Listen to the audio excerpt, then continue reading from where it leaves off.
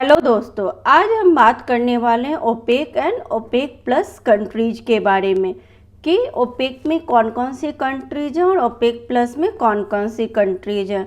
साथ ही साथ इसके करंट के टॉपिक को भी हम डिस्कस करेंगे, जो कि अभी का बहुत ही हॉट टॉपिक चल रहा है, जिसमें यह बोला गया है कि तेल के दाम इतने क्यों बढ़ रहे हैं, उनमें आग क्यों लगी हुई है, जो 6 सालों के सबसे ज़्यादा मैक्सिमम स्तर पे पहुंच गया है। और भारत ने भी इसके लिए ओपेक देशों पर दबाव बनाया है कि वे प्रोडक्शन को बढ़ाएं और दामों को कम करें, क्योंकि यहाँ सीधे सीधी डिमांड प्लस सप्लाई का रूल लागू होता है, जो इकोनॉमी का बहुत ही स्ट्रांग रूल है।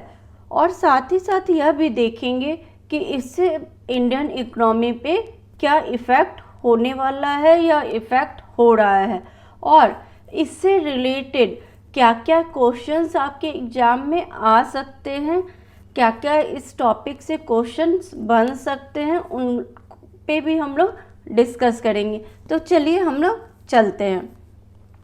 सबसे पहले हम लोग देखेंगे कि एक्सपेक्टेड क्वेश्चंस क्या क्या हो सकते हैं।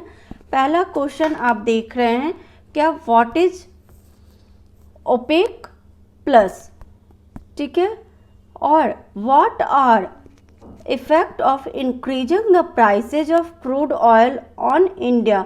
और जो क्रूड ऑयल का दाम बढ़ा रहे हैं ये ओपेक कंट्रीज, तो इससे इंडिया पे क्या प्रभाव पड़ेगा और इंडिया को क्या करना चाहिए, ये चीज़ें एक क्वेश्चन आपका बनता है। इससे सेकंड क्वेश्चन क्या बनता है आपका, how can India tackle this issue in present situation.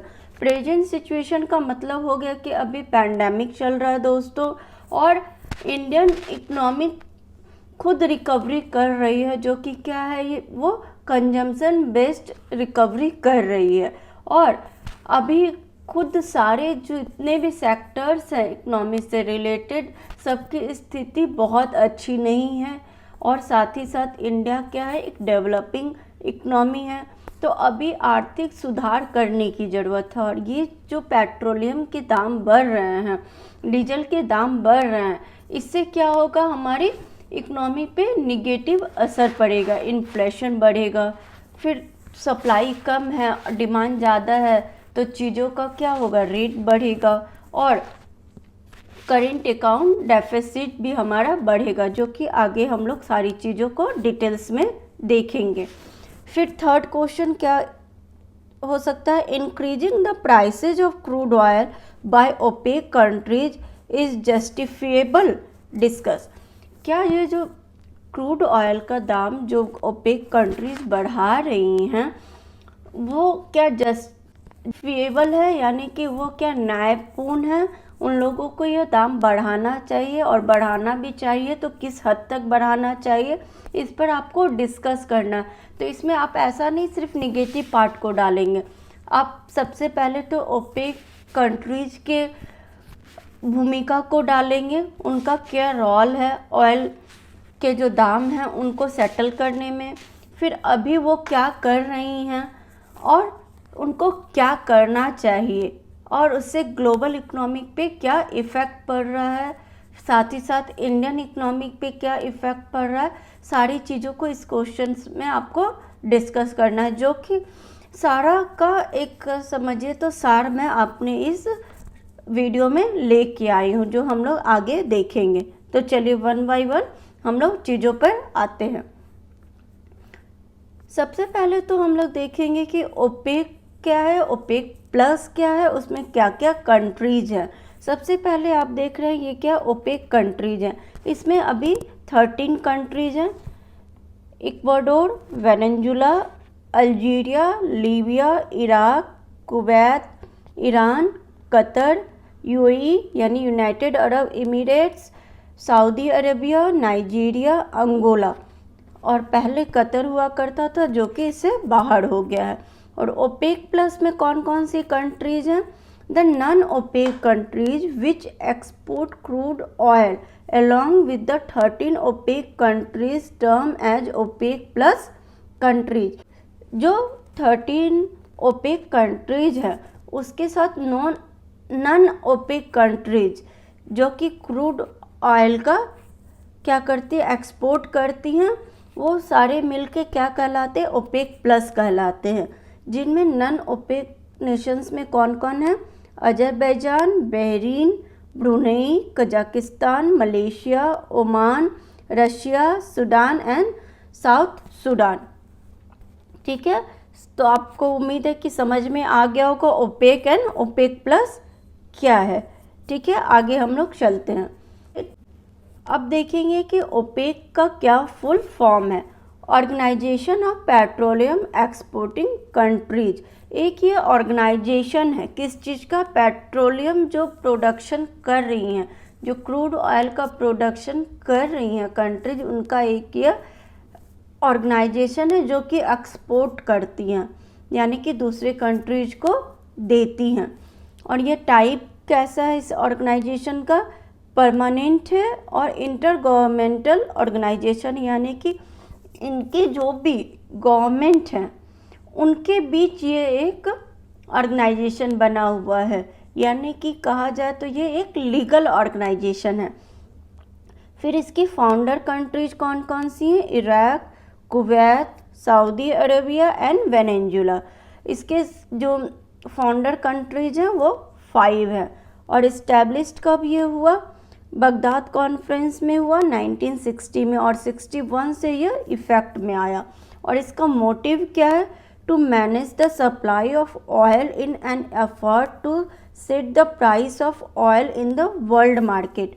इसका ये सेट है कि सारे जितने भी कंट्रीज जो कि क्रूड ऑयल का प्रोडक्शन कर रही हैं और एक्सपोर्ट भी कर रही हैं, उन लोग को गैदर करना और आपस में मिलकर सहमति से उस क्रूड ऑयल का एक रेट डिसाइड करना जो कि सभी के लिए जस्टिफिएबल हो और न्याय संगत हो। हाँ, इस ऑयल का रेट इतना होना चाहिए। और इसका हेडक्वार्टर कहाँ है, वियना ऑस्ट्रिया में है। ठीक है,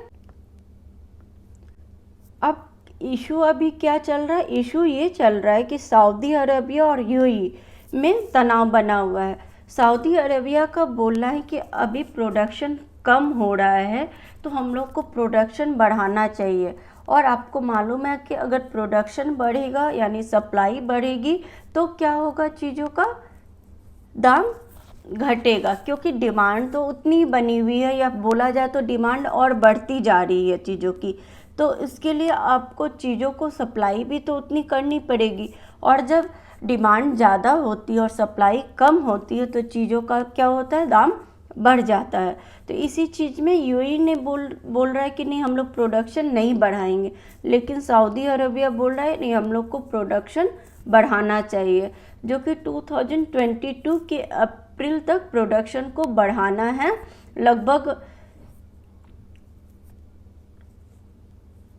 जो कि 2022 के अप्रैल तक प्रोडक्शन को बढ़ाना है, और इसमें यूएई तैयार नहीं हो रहा है, जिससे क्या हो रहा है कि क्रूड ऑयल की जो कीमतें हैं वह बहुत ज़्यादा बढ़ गई हैं, और जिससे इंडिया में भी बहुत ज़्यादा टेंशन बना हुआ है, क्योंकि इंडिया के बहुत सारे ऐसे स्टेट्स हैं जहाँ की पेट्रोल के रेट 100 पर लीटर हो गए या 100 से पार हो गए, जो कि एक आम आदमी के लिए बहुत ही कॉस्टली है पेट्रोल को परचेज करना। और यहाँ की इकनॉमी इससे इफ़ेक्ट हो रही है, क्योंकि इंडिया की जो इकनॉमी है अभी क्या है, डेवलपिंग इकनॉमी है और कंज्यूमर बेस्ड इकनॉमी है।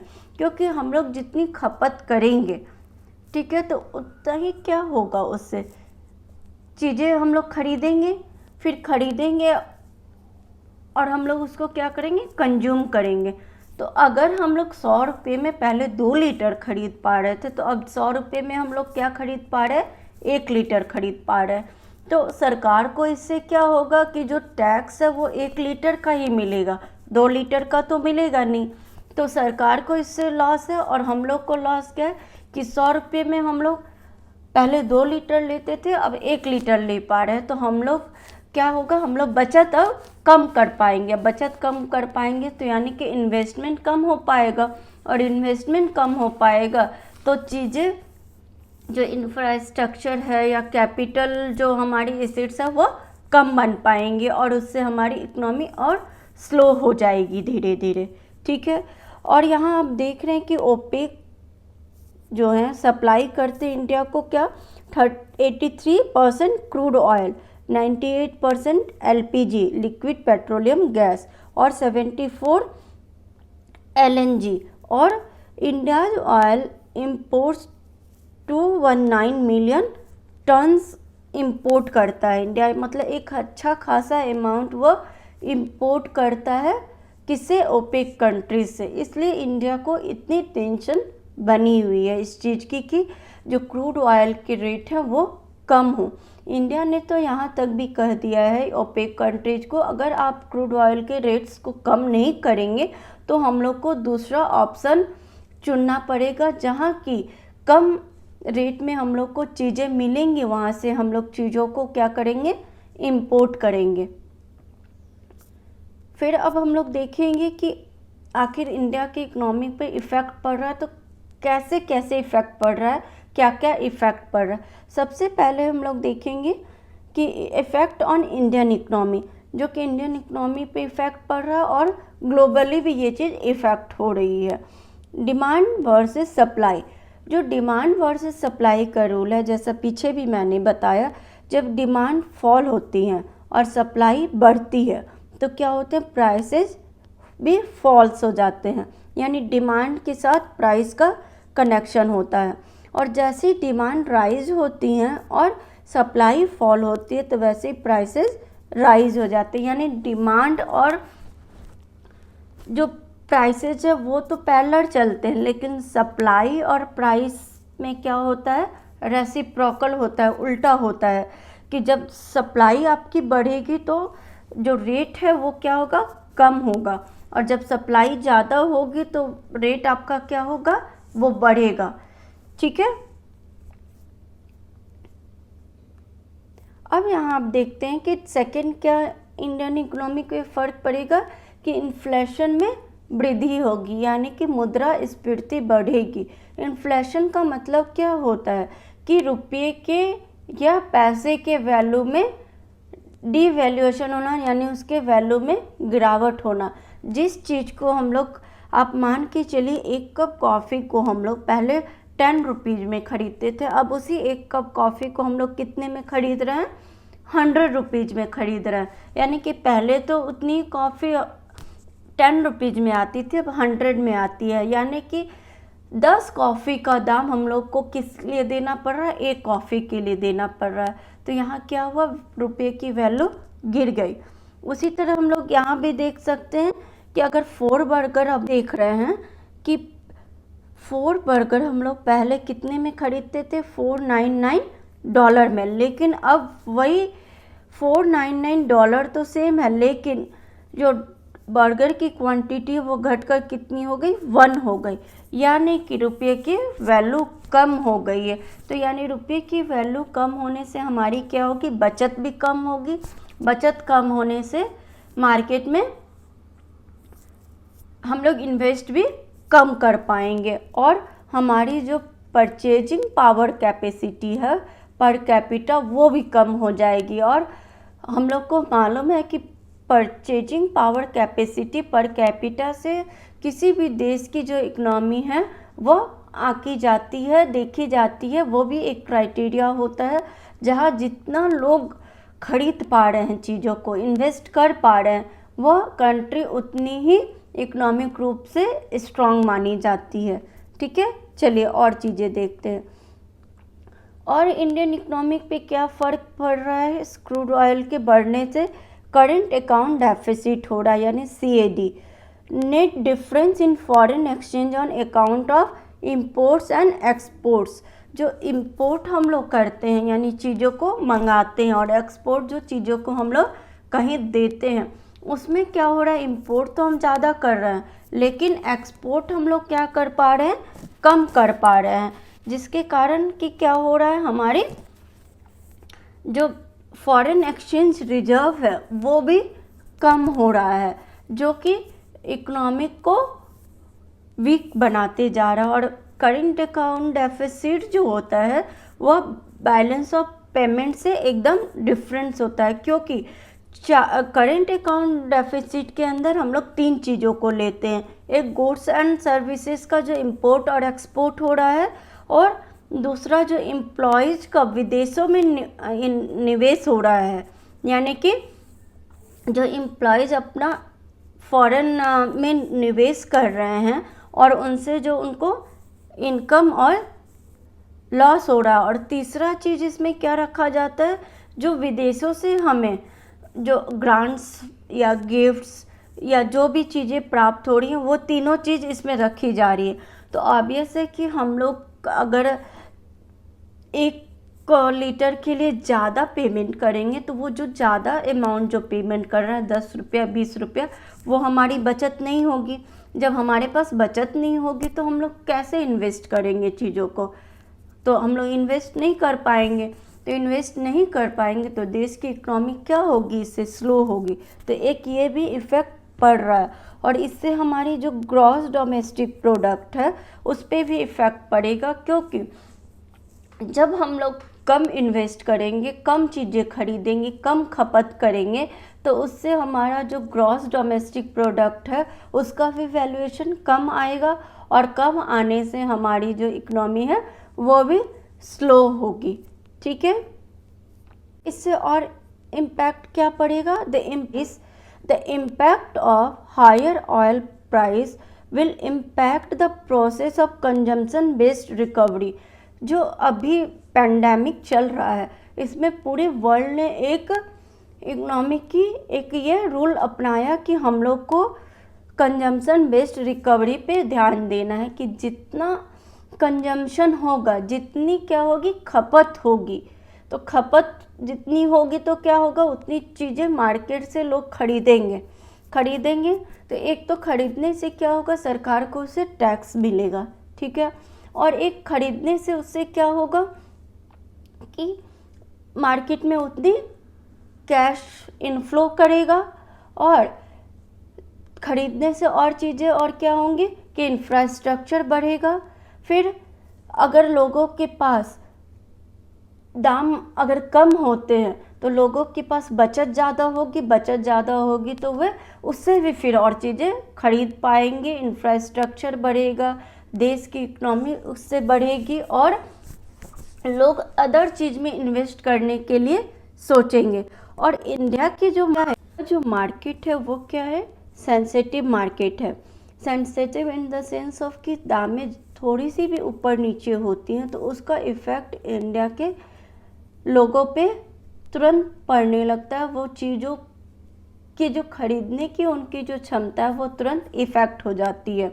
और पेट्रोलियम के जो दाम बढ़ रहे हैं उससे इंडिया ने यह बोला है कि अगर कहीं उसे कम्पिटिटिव रेट अगर लेस मिलते हैं तो वो वहाँ से खरीदेगा, क्योंकि जब इंडिया ने ओपेक कंट्रीज़ को यह बोला कि वो चीज़ों के दाम कम करें तो यहाँ ओपेक कंट्रीज इस चीज़ को नहीं मान रहे हैं। तो जब नहीं मान रहे हैं तो इंडिया को इसका अल्टरनेट ढूंढना पड़ेगा, उसे नहीं अपने इम्पोर्टर को ढूंढना पड़ेगा जहाँ से वह इंपोर्ट कर सके, जहाँ से उसे वह रेट कम लग सके। क्योंकि अभी की जो स्थिति है उस स्थिति में आप अभी चीज़ों को बढ़ाने की जगह चीज़ों के रेट को कम करने के लिए सोचना पड़ेगा, क्योंकि टोटल इकोनॉमी हिल गई है। वह अगर आप एक व्यक्ति की देखें, एक कंपनी की देखें, सरकार की देखें, तो सारी कंपनी एक तरह से इकोनॉमिक रूप से हिल गई है। क्योंकि जितना हम लोग ने सोचा था कि हम लोग प्रोग्रेस करेंगे, 5 ट्रिलियन इकोनॉमी की ओर बढ़ेंगे, उतने बढ़ेंगे तो ज़रूर, लेकिन उतने रेट से नहीं बढ़ पाएंगे, उतने स्पीड से नहीं बढ़ पाएंगे। वो स्पीड हमारी स्लो हो गई है। इसलिए चीज़ों को हम लोग को देखना पड़ेगा कि क्या चीज़ें हम लोग करें या क्या हमारे लिए ज़्यादा बेनिफिशियल है। क्योंकि 100 रुपीज़ पर लीटर पेट्रोल के रेट कम नहीं होते हैं दोस्तों, बहुत ज़्यादा होते हैं। इसलिए इस पर विचार करने की बहुत ही ज़रूरत है, बहुत ही आवश्यकता है। और हम लोग को जैसा कि और ज़्यादा ओपेक कंट्रीज़ जो हैं वो सऊदी अरबिया, यूएई और ओपेक प्लस में जो रशिया हैं, उन लोग ने ये बोला है, किया था कि अप्रैल 2022 तक प्रोडक्शन को बढ़ाएंगे, लेकिन यूएई इस पर नहीं मान रही है। नहीं मानने से फिर क्या है कि ये तो वो लोग के आपस की चीज़ें हैं ओपेक कंट्रीज़ की, लेकिन इफ़ेक्ट तो इसका ग्लोबली पड़ रहा है, क्योंकि बहुत सारी कंट्रीज वहाँ से ऑयल का क्या कर रही हैं, इंपोर्ट कर रही हैं, साथ ही साथ इंडिया भी कर रहे हैं। तो इसलिए इस पर विचार करने की बहुत ही ज़्यादा ज़रूरत है अभी के समय में। और आपको मालूम होना चाहिए कि जो दाम जो बढ़ने शुरू हुए थे वे कब बढ़ने शुरू हुए थे, जब सऊदी अरबिया की जो एक सरकारी कंपनी थी सऊदी अरामको के तेल संयंत्रों पर हमला होने के समय से तेल के दामों में जो वृद्धि होनी शुरू हुई वे बढ़ती गई और जो कि अभी तक चालू हैं। इसलिए अब समय आ गया है इस पे विचार करने का, और इंडिया को अब भी अपना अल्टरनेटिव इसके लिए ढूंढना पड़ेगा। उम्मीद है कि दोस्तों आपको टॉपिक पूरा समझ में आ गया होगा। मैंने 2-3 क्वेश्चंस आपको इस पे बेस्ड बताएं, आप और भी क्वेश्चंस अपने इससे निकाल सकते हैं, चीज़ों पे आप विचार कर सकते हैं। और मेरा जो ये पूरा वीडियो है या टॉपिक है, मैं इस टाइप से तैयार किया है कि आप इससे अपने नोट्स भी बना सकते हैं, आराम से PDF निकाल सकते हैं, या वीडियो सुनते सुनते आप इसके नोट्स भी बना सकते हैं, जो कि आपको किसी भी एग्ज़ाम में हेल्पफुल होंगे। और इसमें आप मेंस का भी अप्रोच देखे होंगे, और साथ ही साथ इसमें आपको प्रीलिम्स का भी फैक्ट्स मिल जाएगा। Friends, till then bye bye, take care. और अगर आपने मेरे चैनल को सब्सक्राइब नहीं किया है तो सब्सक्राइब करना ना भूलें, क्योंकि उससे आपको आगे की जो भी मेरी वीडियोज़ आएंगी उसकी इन्फॉर्मेशन आपको मिलती रहेगी। Bye bye.